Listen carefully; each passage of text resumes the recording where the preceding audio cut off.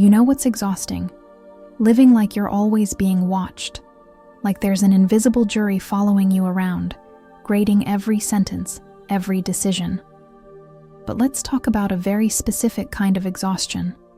You felt this before. You get a spark, a new idea, a new direction for your life. You feel the momentum building in your chest. So, what do? You tell someone. You text a friend. You hint at it on social media. You explain it so they can understand. And then, the strangest thing happens. The moment you talk too much about a dream, it starts to lose heat. You get that little hit of validation, that tiny rush of someone saying, "Wow, that sounds amazing." And somehow, the fire goes out. Later, when it's actually time to sit down and build, you have nothing left. That is not a personality flaw. That is physics. We have been conditioned to believe that sharing is connecting.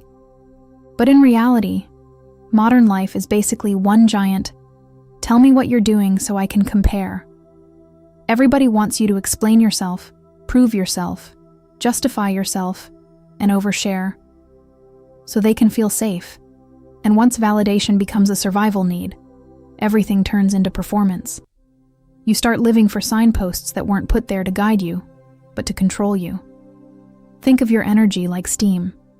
Speech can be an exhaust valve. Every time you explain your unfinished goals, every time you try to convince people of who you are becoming, you are opening the valve. You are letting the steam escape. There's an old idea that a fool multiplies words, not because words are evil, but because uncontained speech is often just energy leaking from a cracked vessel. You are bleeding your potential into conversations that won't matter in 5 days. Why do we feel this desperate urge to broadcast our intentions? It comes down to a fundamental misunderstanding of how reality is constructed. Right now, while you're watching this, your life is being shaped by something quieter than your loud, busy thoughts. You think with a conscious mind, ideas, intentions, choices. Then whatever you habitually think, whatever you keep returning to, sinks down into the subconscious, and the subconscious creates according to that nature. Like soil, you don't yell at soil to grow a rose. You plant rose seeds consistently, and the soil does what soil does. When you speak your goals out loud to people who operate on different frequencies, you aren't just sharing information. You are inviting their subconscious programming to interfere with your soil. You are opening your unformed reality to their doubts, their fears, and their limitations. Early stage creation is fragile. A seed doesn't announce itself to the forest. A fetus doesn't ask the world for opinions. A flame doesn't survive wind.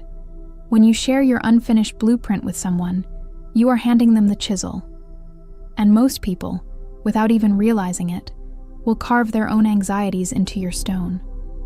They will ask, "What if it doesn't work out? Isn't that too risky? Are you sure you have the time for that?" And even if you smile and defend your idea, their words have already entered your atmosphere. You now have to spend mental energy fighting off their doubt, energy that should have been spent building. You don't have to play that game. You can be present, warm, human, and still unreadable. A smooth mirror. Working on a few things. Smile. Done. Let mystery do what it does. Not as a gimmick, more like spiritual self-defense. But to do this, to truly embrace the hidden power of keeping your life a secret, you have to confront the real reason you talk so much. And that reason is the addiction to validation. A lot of pain comes from one simple habit: caring too much about what other people think of you. Not in a shallow way, like, "What will they say?" but in a deep, identity-level way where approval becomes oxygen. Where being liked feels like proof you're safe. Where being disliked feels like danger. Once validation becomes a survival need, everything turns into performance. You start living for signposts that weren't put there to guide you, but to control you. A strange thing happens when you chase approval.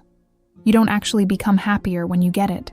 You become a more careful, more dependent, more afraid to lose it. Because praise is a kind of judgment, even when it's positive. Someone is holding a yardstick measuring your worth, and you're adjusting your spine to match the ruler. If your happiness depends on somebody else's approval, you've basically handed them the steering wheel and said, "Drive." So, what happens when you take the steering wheel back? What happens when you decide to go silent? Silence gives you power, but power without structure is a fire in a dry forest. It looks impressive for a moment, then it burns everything down and leaves you exhausted. Once the pressure starts building inside you because you are no longer leaking your intentions to the world, the next law shows up like a stern architect: order. Picture your life like a construction site, not the social media version. Real construction, dust, noise, unfinished walls. And right in the middle is you, as a stone. Rough, sharp, reactive. Most people stay that way. Life hits them and they chip randomly. Mood swings, impulse decisions, announcing plans, collapsing when pressure comes. That's the profane state. Not an insult, just a description. Living outside your own temple, letting circumstances be the foreman. Now imagine the other kind of stone. Shaped, measured, carved intentionally. It can bear weight without cracking. That's the initiate. Not because they joined something, but because they stopped leaking power. They learned how to hold tension without exploding, how to move through discomfort without running, how to walk through life like they're carrying a blueprint in their chest. And once that happens, reality starts responding differently. Not because of luck, because gravity changes when mass changes. When you stop broadcasting your life, you are forced to look at it. You can no longer hide behind the applause of an audience. You are left alone with your habits. And this is where the real battle begins. The devil's favorite weapon isn't some dramatic temptation. It's habit. Tiny routines that feel harmless. A thought you repeat. An excuse you reuse. A pattern you defend because that's just who I am. Habit is how the cage gets built without you ever hearing a hammer. And once the cage exists, you start calling it your personality. When you are silent, you will finally hear the hammer. You will hear the excuses. You will face the alienation. Not alienation like feeling lonely. Alienation like being disconnected from your own steering wheel. You still move. You still talk. You still make decisions. But you're not really choosing. Life happens to you. You become a person who goes through days instead of creating them. And here's the part that stings a little. But stay with it. Alienation is rewarded. Society claps for it. A person who stays quiet, stays safe, stays predictable, doesn't disturb anything, often gets approval, comfort, and the illusion of security. Meanwhile, the soul inside that person is starving. Because souls don't want comfort. Souls want aliveness. Souls want purpose. Purpose is like a lighthouse. Without it, you'll keep mistaking random lights on shore for your destination. Approval, comfort, quick money, attention. You'll chase what's loud, what's trending, what's rewarded, and you'll tell yourself it's ambition. But deep down, it'll feel hollow. When you keep your life a secret, you strip away the fake lighthouses. You stop doing things just to have something to post. You stop reading books just to quote them. You stop building a business just to put CEO in your bio. You start operating from a completely different frequency. You begin to carve time like it's stone.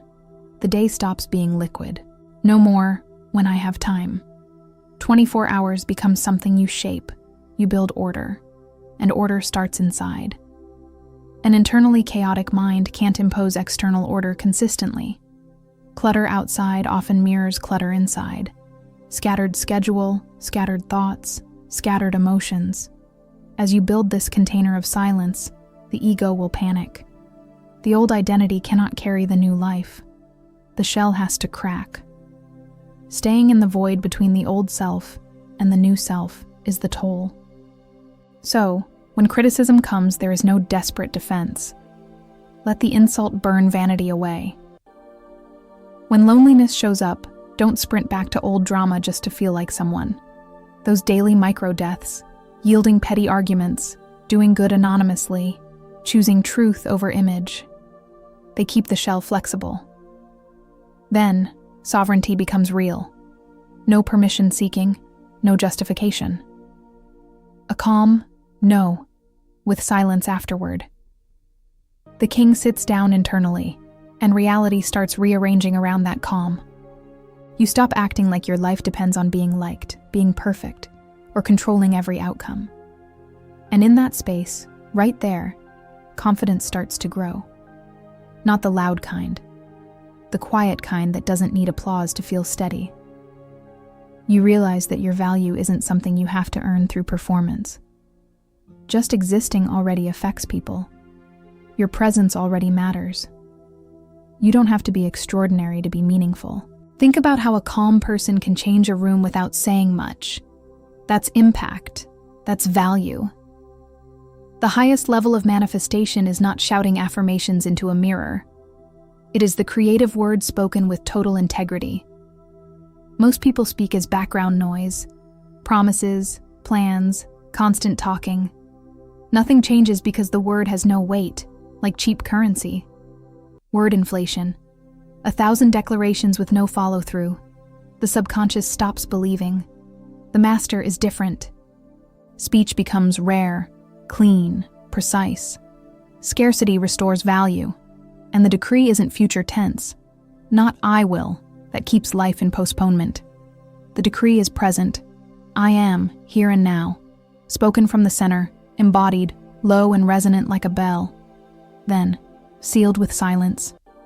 No checking, no poking the seed, no arguing with reality. A word spoken with total integrity becomes a projectile. A word spoken with doubt becomes confetti. So, do something simple today, and don't overthink it. Pick one law and live it like it matters. Keep the main goal private. Clean one corner like it's sacred. Walk through one uncomfortable moment without running. Speak one decree that you actually mean. Then, seal it with silence. Move 10% slower, not because you're lazy, but because you're no longer chased by scarcity. Step into the state of the initiate, the only way anyone ever has. Not by being told you're ready, but by acting like you already are. Stop leaking, start building, stay silent.